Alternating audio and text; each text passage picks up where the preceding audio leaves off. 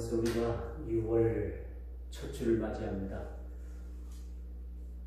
본격적인 이제 초여름으로 우리가 입문하는 그런 계절이기도 한데, 저는 환절기가 되면 여러 가지 우리 참 변화들이 많이 일어납니다.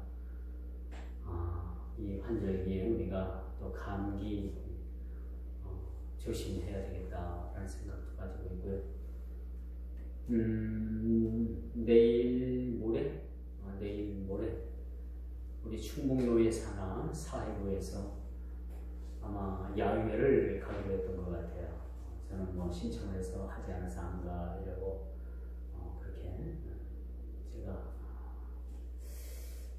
그 행사에 참석을 못하는 걸로 했는데, 그 사회부에서 그 강화도 만이산 가는 것을 취소를 했어요. 이유가 뭔가 했더니, 첫째, 돈이 부족해서, 둘째, 독감이 유행을 해서 못 간다. 그런 문자가 왔더라고요. 그래서 제가 작년까지만 해도 노회 사회부에 그 부장을 맡고 있었기 때문에 웬만한 일은 제가 행사를 다 이렇게 마다하지 않고 치렀는데, 올해는 어쩐 영문인지 좀 사람들이 몸을 사리고 일을 하는 추진력이 예전과 같지 못한 것을 볼 수가 있어요. 우리가 지난 며칠 사이에 유럽에 있는 그 헝가리 부다페스트가 수도죠. 다뉴브 강, 발음도 잘 안 됩니다만 다뉴브 강에서 그 유럽 관광을 마치고 하선을 하려는 그 배를 큰 유람선이 받아서 그 바다 속에, 강 속에 빠뜨렸다고 합니다. 아직도 그 배에는 생사를 알 수 없는 한국인 관광객들이 아직도 시신을 수습하지 못하고 또 생사를 알 수 없는 그런 상황에 놓여 있음을 봅니다. 참 그런 뉴스를 접하면서 그 유럽 사람들은 참 우리나라 사람들과 같지 않은 모습을 봐요. 우리나라 사람들은 그 바다가 수십 메타 되는 그 바다도 마다하지 않고 생명을 걸고 목숨을 건지러 들어가잖아요. 그런데 거기는 강 수심이 아무리 높아봤자 9m 정도밖에 안 된다고 합니다. 평상시에는 3m 정도밖에 안 되는 강 수심인데, 배가 강에 빠져서 그렇게 생사를 알 수 없는 그런 사람들이 그곳에 있음에도 불구하고 그들은 쉽게 구조를 하러 들어가지 못하는 모습을 보게 됩니다. 하긴 뭐 자기 나라 일이 아니고 남의 나라 일이기 때문에 그렇다라고도 할 수는 있겠지만, 사람의 생명은 어느 나라 어느 민족 누구에게나 다 귀하다는 사실을 우리는 알아야 되겠죠. 한강에서 그런 일이 일어났다면, 여러분 모르긴 몰라도 우리나라에서는 특수부대 그 잠수들을 투입을 해서 바로 들어가서 건졌을 거예요, 사실은. 그렇죠? 예, 우리네 마음하고는 사뭇 좀 다른 모습을 보여줘서, 이게 유럽 사람들의 기질인가? 아니면 남의 나라 일이기 때문에 그들이 쉽게 그런 일들을 하지 않나, 그런 생각을 한번, 어디까지나 이것은 개인적인 생각입니다. 제 개인적인 생각이고 여러분 생각도 다를 거고 그쪽의 사람들도 사실은 생각이 다 다를 겁니다. 참으로 안타깝고 고통스러운 일입니다. 여기 또 이번 사고를 당한 분들 보니까 연세 드신 노인분들이 참 많이 있더라고요. 이분들이 손자, 손녀들을 봐주고 그동안에 수고했다고 그 수고로 그 자식들이 유럽 여행을 보내줬는데 거기서 참사를 당한 그러한 분들도 있고, 나이가 6살밖에 되지 않은 여아 아이도 지금 실종 상태에 있음을 우리가 보게 됩니다. 참 이런 일들은요, 참 실로 감당하기 어려운 우리에게 큰 상실감을 주는 그런 사고이자 인재였음을 우리가 보게 됩니다. 얼마든지 사고를 피해갈 수 있는 상황임에도 불구하고 배를 들여받아 놓고도 떳떳하게 아무런 수습도 하지 않고 45분 동안이나 목적지를 향해서 달려갔다는 것. 이건 보통 우리 상식에서 많이 좀 벗어나는 것 같아요. 왜 그쪽 사람들은 그렇게 살까? 그쪽 사람들은 머리에 좀 뿔이 달렸나? 눈이 한 개밖에 없나? 그런 생각을 하게 돼요. 어떻게 받은 것을 인지를 하고 배가 받쳐서 강물 속으로 빠져 들어가는데도 불구하고 왜 그 사고를 수습하지 않고 그냥 보고 지나갔을까? 이해가 되질 않습니다. 우리 상식이라면 이해가 되질 않죠. 하긴 우리나라 세월호가 침몰할 때도 그 많은 학생들한테 꼼짝도 말고 바깥에도 나오지 말고 그 안에서 대기하라고 해갖고 학생들이 다 죽은 거 아닙니까? 거기서 좀 까불고 조금 그런 학생들은 갑판에 올라와가지고 놀고 사진 찍고 할 때 그 아이들은 사실 사는 거예요. 바깥으로 나왔던 아이들.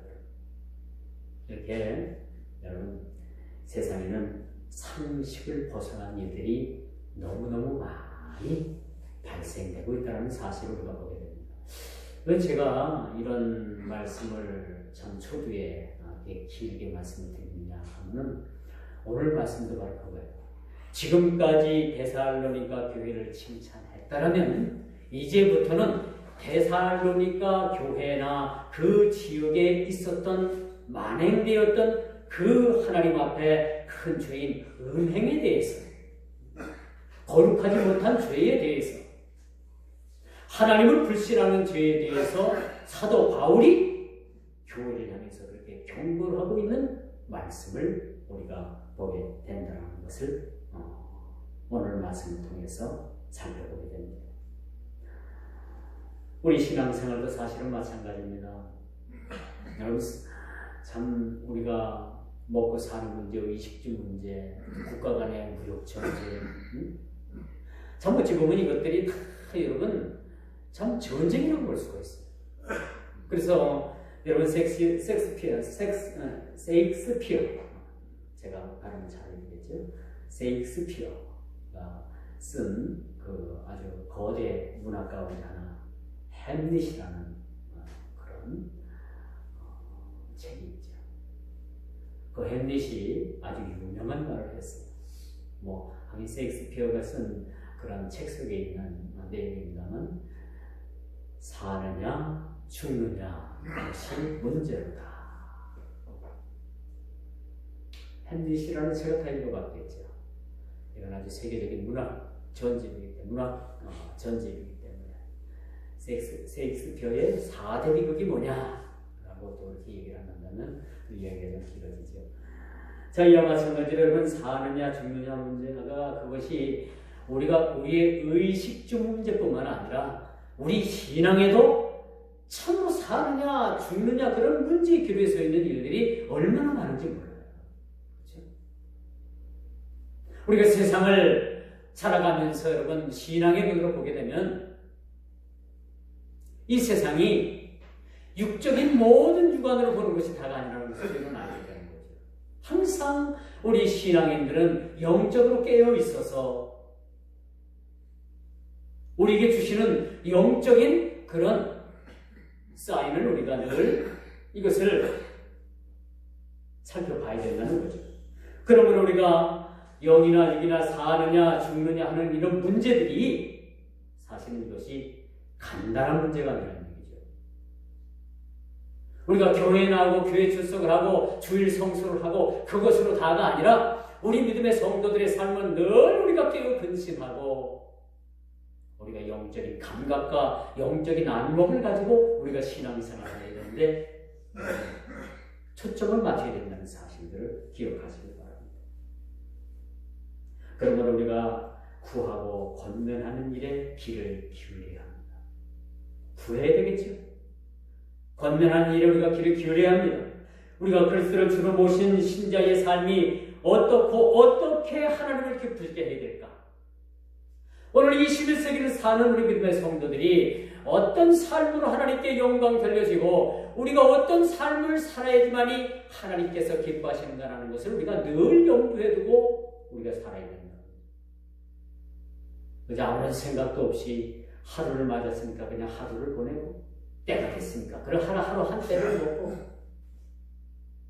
그런 무의미한 그런 삶을 사는 것이 아니라 오늘 하루 하나님께서 저와 여러분들에게 주신 이 하루를 어떻게 보내며 이 하루가 주어진 이 하루를 하나님께서 주셨는데 왜 이 하루를 주셨으며 어떻게 이 하루를 살아가야 될까라는 것을 우리가 심각한 마음으로 거룩한 고민이 있는 그런 하루의 삶이 되어야 된다는 거죠. 적어도 우리는요, 신자의 삶이 어떤 삶을 살아야 되는가 하는 것은 거룩한 이런 고민이 우리 삶 가운데 사실 있어요. 거룩한 고민. 오늘보다 내일을 기대하는 그런 신앙. 어제의 삶보다도 오늘의 삶이 훨씬 더 고등적이고 아름답고 복되고 그런 삶을 지향하는 그런 삶을 꿈꾸는 그런 고민이 우리에게 사실은 있어야 되는 거죠. 어제 그렇고 오늘 그렇고 내일 뭐 그렇게 오늘 어제 흘러가는 거 마냥 흘러가고 그냥 세월아 흘러가고 그냥 때 되면 그냥 뭐가 되겠지. 그런 마음을 가지고 살아서는 안 된다는 거죠.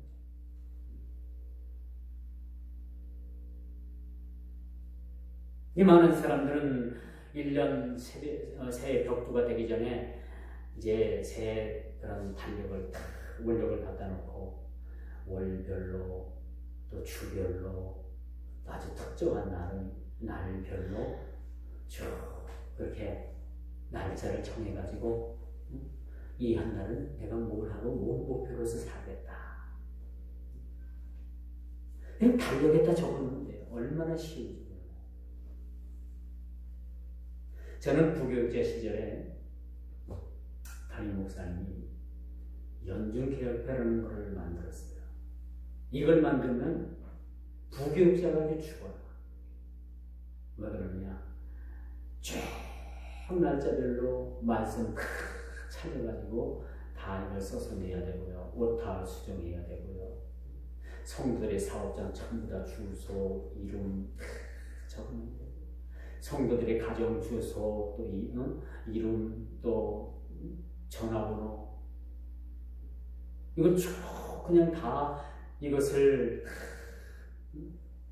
수정을 하고 이것을 연중계획표를 만들면 거의 한 2달 이상이 듭니다.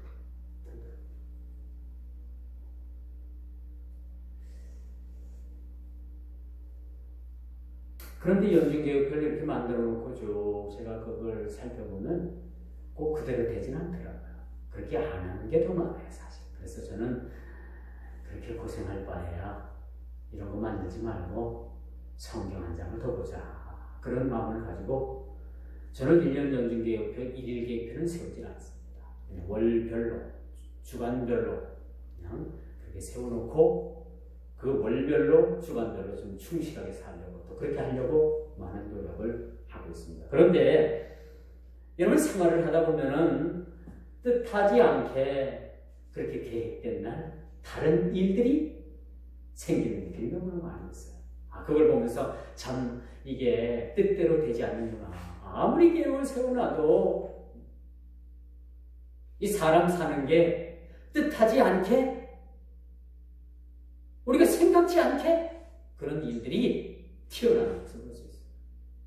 이러면 이제 뭐 계획을 수정을 하든가 한쪽을 포기하든가 그렇게 해야 되는 일들이 사실 있습니다만 이렇게 우리가 일일 계획표, 월별 계획표, 연중 계획표를 세우지 못한다 하더라도 하루하루의 삶을 우리가 뜻있고 사실 거룩한 고민이 있는 하루하루의 삶이 여러분의 믿음의 삶이라는 사실들을 사실은 믿어야 될 거고 또 그렇게 행하면서 살아야 되는 거죠. 여러분 뜻도 없이 생각도 없이 사는 것은 여러분 짐승입니다. 개돼지는 그렇게 살아요. 생각도 없이 살아요. 돼지가 오늘 먹을 거, 내일 먹을 거, 점심 먹을 거 자기 머리에 생각하고 삽니까? 아니죠. 그렇게 사는 그런 짐승은 없다는 얘기입니다. 적어도 하나님께서 우리 인간을 이성적 동물로 만들어주시고 생각할 수 있게 한다는 것은 날마다 우리에게 거룩한 고민을 요구합니다. 거룩한 고민. 하나님을 향한 이 거룩한 고민. 우리 신자가 오늘날 우리 성도들이 어떻게 된 삶을 살아야 되며 또 어떻게 하나님을 기쁘시게 할 수 있을까? 그런 거룩한 고민이 사실은 있어야 된다는 것을 말씀드릴 수가 있습니다. 그럼 우리 여러분 하나님의 자녀가 되었다는 것은 아주 특별한 하나님의 은총. 하나님의 특별한 은총. 졸리면 저 뒤에 가서 서서 잠을 깨우세요. 저 뒤에 가서 서서 한 5분만 있으면 잠이 달아나니까 앉아서 좀 쉬지 말고 뒤에서. 하긴 졸게 만드는 게 목사 책임입니다. 졸게 만드는 게 목사 1차적인 책임이고 2차는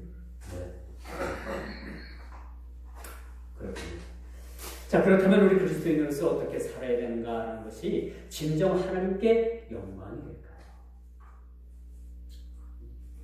진정 하나님께 영광이 되는 것이 무엇일까요?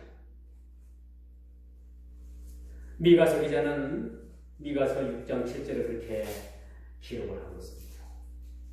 여호와께서 천천의 순양이나 만만의 강수 같은 기름을 기뻐하실까? 하나님께서 뭘 기뻐하실까라는 것을 이 미가서 기자는 아주 심각하게 고민한 것 같아요. 천천의 수양이 하나님을 기쁘시게 해드릴 수 있을까? 만만의 강수 같은 기름을 하나님께서 기뻐하실까? 이게 뭔 얘기예요? 짐승의 제사를 기뻐하실까? 짐승에서 나오는 그런 기름, 콩밭에 그렇게 낀 기름, 간에 붙은 기름, 이것을 태워서 하나님께 영원하게 드리는 겁니다. 하나님께서 뭘 기뻐하시는 얘기예요? 천천의 순양에서 나는 그러한 기름을 기뻐하실까? 아니면 만만의 강수 같은 기름을 기뻐하실까? 하나님께서 뭘 기뻐하실까? 내 허물을 위하여 내 마다들을 내 영혼의 죄를 인하여 내 몸의 열매를 드릴까? 뭘 할까? 뭘 해야지만이 하나님께서 기뻐하실까? 라는 것을 고민했던 선지자입니다. 그런데 8절에 그렇게 말씀을 하고 있어요. 사람아, 주께서 선한 것이 무엇임을 내게 보이셨나니 여호와께서 내게 구하시는 것이 오직 공의를 행하며 인자를 사랑하며 겸손히 내 하나님과 함께 행하는 것이 아니냐. 천천의 수양보다도 만만의 강수의 기름보다도 하나님께서 진정 원하시는 것은 오직 공의를 행하며 인자를 사랑하며 겸손히 내 하나님과 함께 행하는 것이 아니겠느냐라는 말씀을 드려주고 있습니다. 천천의 수양이 아니고 만만의 강수의 기름이 아니고 내 하나님과 함께 할 뿐만 아니라 공의를 물같이 정의를 하수같이 공법을 물같이 정의를 하수같이 이런 삶을 살아가라는 얘기입니다. 이것이 진정 하나님의 뜻이고 이것이 진정 하나님과 함께하는 동무하는 일이라는 것을 하나님께서 그렇게 우리를 통해서 요구하고 계신다는 겁니다. 천천의 수양을 원하시는 것이 아니라 만만의 생수 같은 그런 만만의 강수 같은 그런 기름을 원하시는 것이 아니라는 것을 우리에게 오늘 미가서 기자는 우리에게 깨달음을 주고 있다는 사실. 그러면 하나님께서 기뻐하시는 것은 제사가 아니라 하나님의 공법을 물같이 종이로 하수같이 흘려보내는 것이 우리 믿음의 성도들의 삶이라는 것을 보게 되는 거죠. 공의를 행하고 겸손히 내 하나님과 동행하는 그런 삶. 하나님의 뜻은 거룩한 이상을 회복하는 것이고 음란을 버리는 것이라고 오늘 본문은 말씀해주고 있습니다. 너희는 모든 음행을 버리라 라고 오늘 본문은 그렇게 말씀해주고 있습니다. 데살로니가 교회가 칭찬을 들은 만한 일들도 많았지만 교회가 그때 당시 그 데살로니가 지역에 만행되어 있었던 우상과 더불어서 음행이 유행을 했었는데 그것이 교회 안에까지 들어오게 된 거예요. 여러분, 고린도 교회가 무엇 때문에 많은 고민이 있었습니까? 고린도 교회는 돈도 많았어요. 재정도 풍부했어요. 거기는 유능한 변호사, 판검사, 사업가, 많은 그런 인테리어들이 함께 교회를 지탱해 나갔었습니다. 그런데 그 교회 안에는 뭐가 많이 있느냐? 음행, 간음, 이런 일들이 교회 안에 아주 만연되어 있었던 거예요. 오늘 데살로니가 교회도 마찬가지입니다. 지금까지 이젠 사도를 통해서 데살로니가 교회가 칭찬을 받았다면 오늘 본문의 말씀은 너희가 음행을 피하라. 데살로니가 교회에 들어와 있던 이 더럽고 추한 음행을 너희들은 본받아서는 안 된다.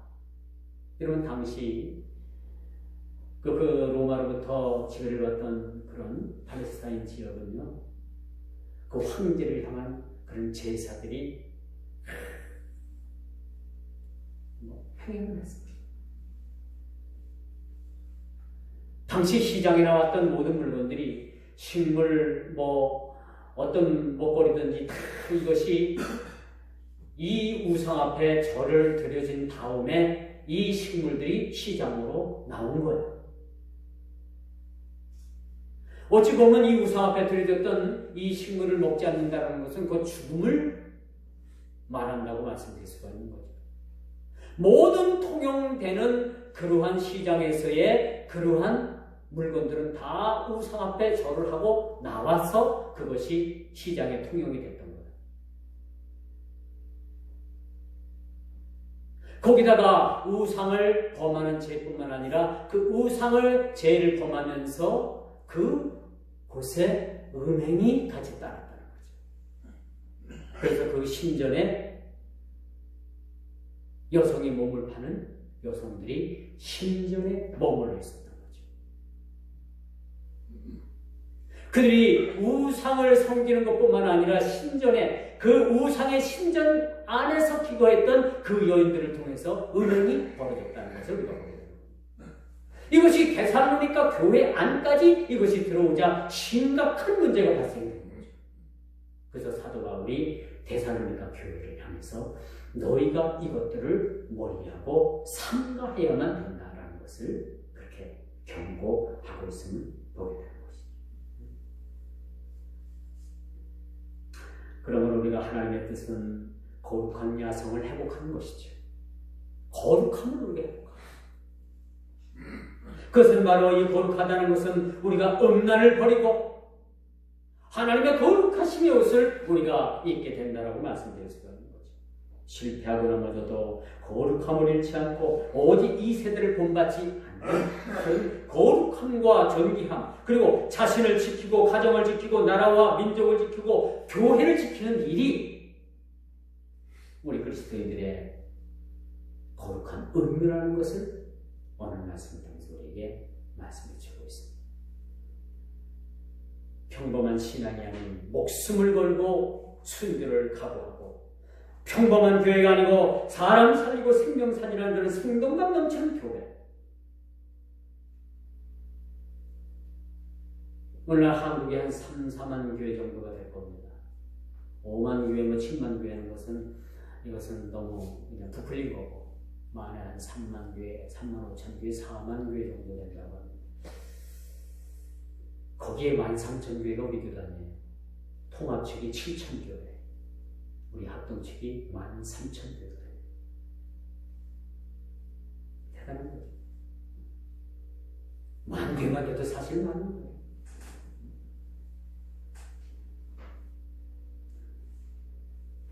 오늘날 교회의 의무가 뭡니까? 교회의 의무. 교회가 다른 교회와 다 똑같은 그런 교회만 그 교회는 성장을 못합니다. 교회가 성장하려면 다른 평범한 교회보다도 더 뭔가가 있어야 돼요. 그렇지 않겠습니까? 교회의 기능이 뭡니까? 예배, 기도, 성례. 우리 복음의 3대 진리가 뭡니까? 가르치고 전파하고 치유하는 역사가 일어나야 되는 거죠. 오늘 교회가 그런 교회가 되어야 되는 거예요.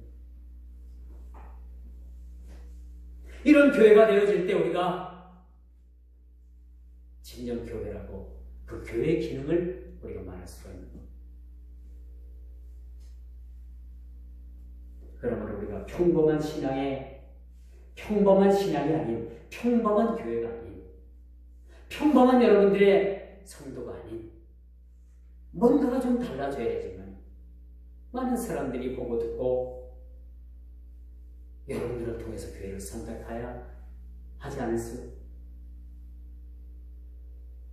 있다고 저는 생각을 합니다. 두 번째로 오늘 본문에 보니까 하나님의 뜻은 이것이라 라고 말씀합니다. 하나님의 뜻이 뭡니까?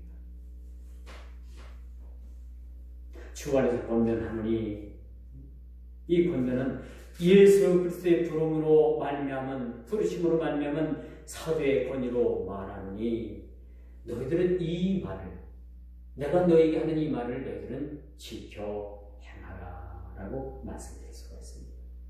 오늘 5절이 바로 그런 말씀이죠. 즉 하나님을 모르는 이방인들과 같이 세격을 쫓지 말고 세속적인 문화를 멀리할 뿐만 아니라 너희가 그리스도인 된 자들로 마땅히 행할 바 거룩함을 쫓아 행하라.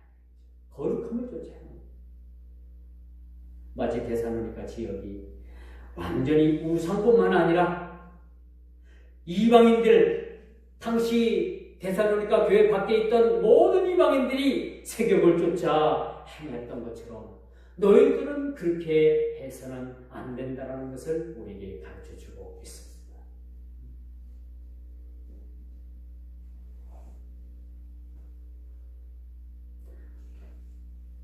우리 성도들이 색시집을 가면 되겠어요? 안 되죠. 색시집을 가면 되겠어요? 안 되겠어요? 안 돼요. 전에는 노래방이 생겼을 땐 그래도 가서 노래하고 오면 됐는데 음료수 마시고 거긴 찬송가도 있었어요. 근데 지금은 노래방 못 가요.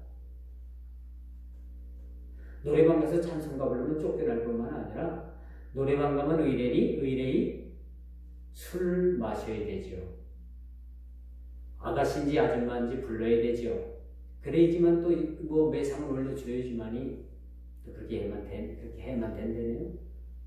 그러니까 오늘날 노래방도 다 그렇게 퇴폐 문화가 됐어요. 퇴폐 시절이 되었습니다. 오늘 사도 바울이 데살로니가 성도들을 향해서 말을 합니다. 이방인들과 같이 너희들은 세격을 쫓지 말라. 세속을 쫓지 말라. 오늘날 사도 바울이 이 땅에 이곳에 산다면 과연 뭐라고 우리에게 경고를 하고 있을까? 뭐 데살로니가 지역에 있었던 일보다도 더 큰 일들이 많이 있겠죠. 엄청나죠. 에베소서 4장 22절에 보니까 너희는 유혹의 욕심을 따라 썩어져가는 구습을 쫓는 옛사람을 벗어버리고 오직 성령으로 거듭나 새롭게 되어 하나님을 따라 의와 진리와 거룩함의 지음을 받았으니 너희들은 새 사람을 입으라 라고 말했습니다.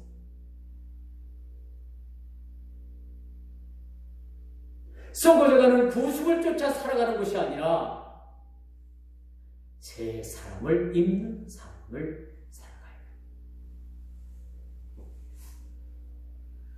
졸린 분들 일어나서 저 뒤에 가서 있어요. 응?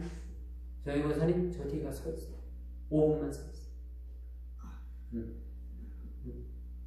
5분만 뒤에 가서 있어요. 졸지 마시고. 자, 그래서 하나님의 뜻은 그분이 거룩하신 것 같이 백성들이 거룩해지는 거예요. 우리 싸움은 뭔가 잘 먹고 잘 사는 데 있는 게 아니에요.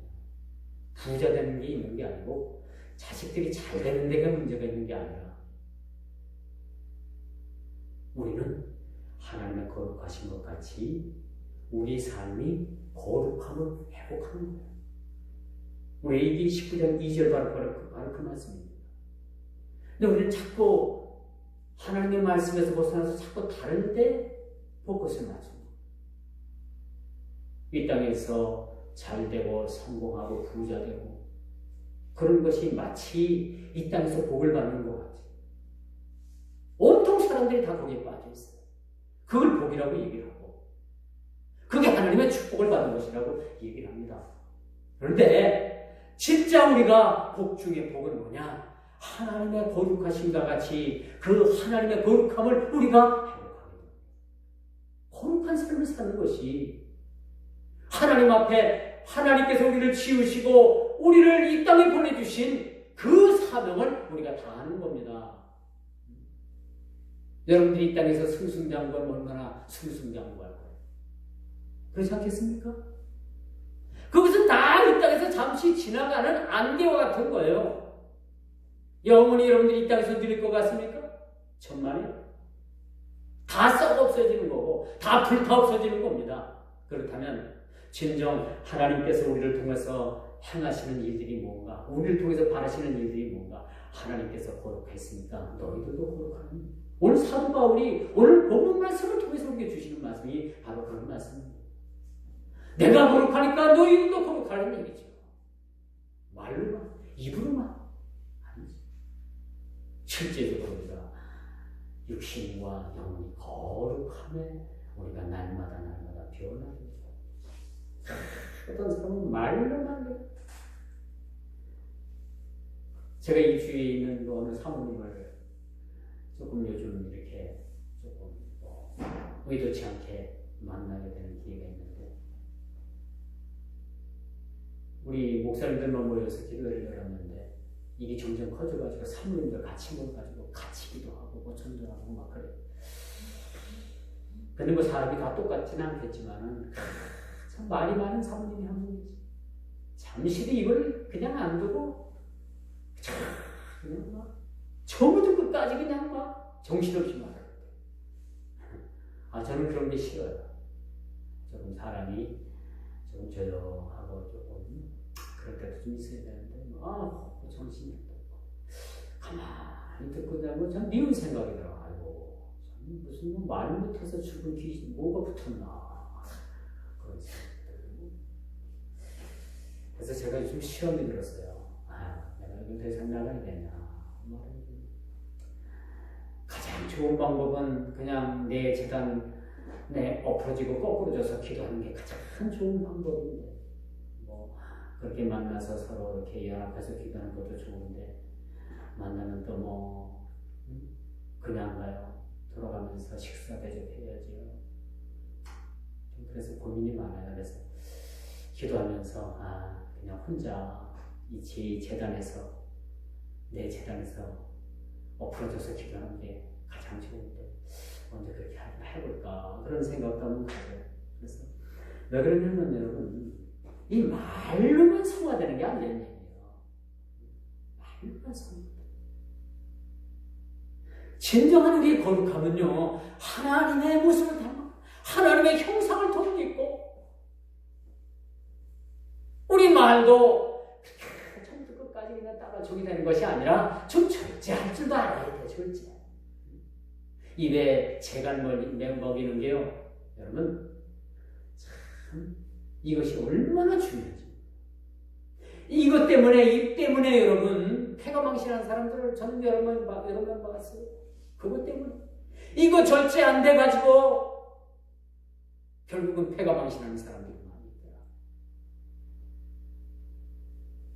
그래서 우리 옛말에 그런 말이 있잖아요. 침묵은 금이다. 그죠? 예, 서양석답입니다. 서양석답. 침묵은 금이다.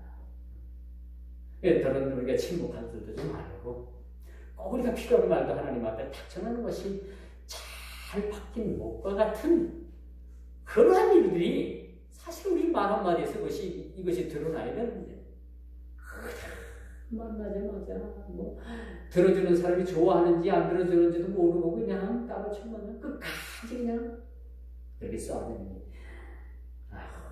참 철이 없다, 너무 철이 없다 그런 생각을 가거든요. 좀 이야기가 빗나갔지만 여러분, 오늘 이 본문 말씀 사도가 본절에서 음악에 관해서 언급한 것은 바로 이 지역에, 그 데살로니가 지역에 만연되었던 죄의 가운데 하나였다. 그들이 우상 앞에 제사를 드린 것뿐만 아니라 그 우상의 신전에서 그런 못 파는 여인들을 그곳에 둬가지고 음행의 죄에 빠지겠다. 이해가 가죠? 이런 일들을, 이것이 이제 교회 안에 이것이 물결 쳐들어오니까 큰일 난 거예요, 사실. 고린도 교회가 이런 물결에 결국은 무너지지 않았습니다. 데살로니가 교회도 보니까 이런 일들로 인해 가지고 교회가 엄청난 소용돌이 속에 빠지게 된 운명에 처해 있었던 거예요. 그래서 사도 바울은 데살로니가 교회를 향해서 너희가 결코 음행을 멀리하지 않는 너희들도 희망이 없다라는 말씀을 전합니다. 또 오늘 본문의 말씀 보니까 분수를 넘지 않는 절제의 모습을 우리에게 요구하고 있습니다. 성령의 인도심과 감동을 따라 거룩한 삶을 위해 몰입된 신앙, 그 자체가 우리에게 필요하다. 절제된 신앙, 우상을 멀리하고, 그렇죠? 세속에 물들지 아니하고, 거대한 세상 물결이 지금 온 세상을 다 덮치고 있지 않습니까? 서울 시내에 요즘 보면 5월 20 며칠부터 6월 며칠까지 그 키우 축제를 하죠. 키우 축제. 동성애 축제를 하고 있다는 얘기예요. 참, 저는 이 대한민국이 어디로 가는지, 왜 유럽이 실패했던 그런 전철을 지금 밟고 가는지 모르겠어요. 이 동성애자들 때문에 여러분, 우리 세금이 지금 얼마나 많이 낭비되고 있는지 압니까? 이 동성애 문제로 인해 가지고 이 에이즈라는 이 약이 굉장히 비싸대요. 이 에이즈 걸린 사람한테 1년에 그 사람들 앞으로다가 그 약값으로 다 들어가는 것이 수백만 원. 이런 거 지금 시시합니다. 여러분, 세금이 그런 거로 낭비가 되고 그런 데로 막 새나요. 모르긴 몰라도 여러분, 이거 우리가 막지 않으면요, 장차 여러분들 아들이나 딸들이 아들 며느리를 데리고 올 수 있고요, 여러분 아들이 아들 며느리를 데리고 올 수도 있다는 얘기예요. 여러분 딸이 여러분 딸의 며느리를 데리고 올 수도 있어요. 이거 여러분 우습게 듣고 그냥 지나가는 말을 들으면 안 돼요. 이미 대만에서는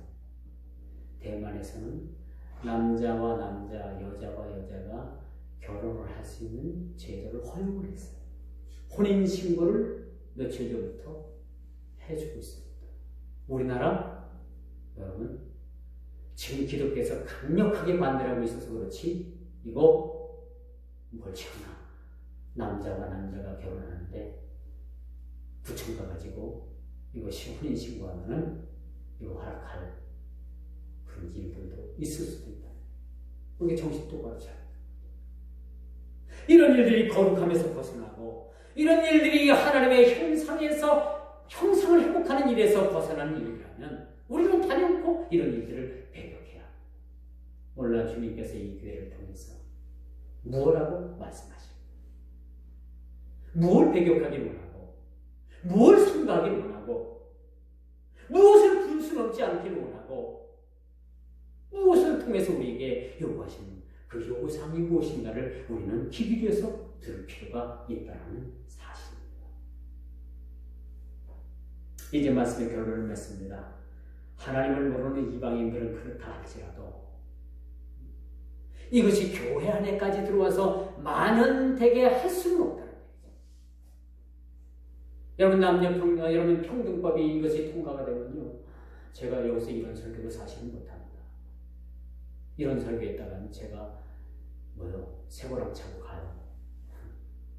그래서 우리는 이 평등법, 물론 남녀가 평등해야 되겠지만 평등하지 않는 이 평등법을 이렇게 억지로 만들어서 굴려씌우는 것을 우리 반대를 합니다. 동성애 우리는 적극적으로 반대를 합니다.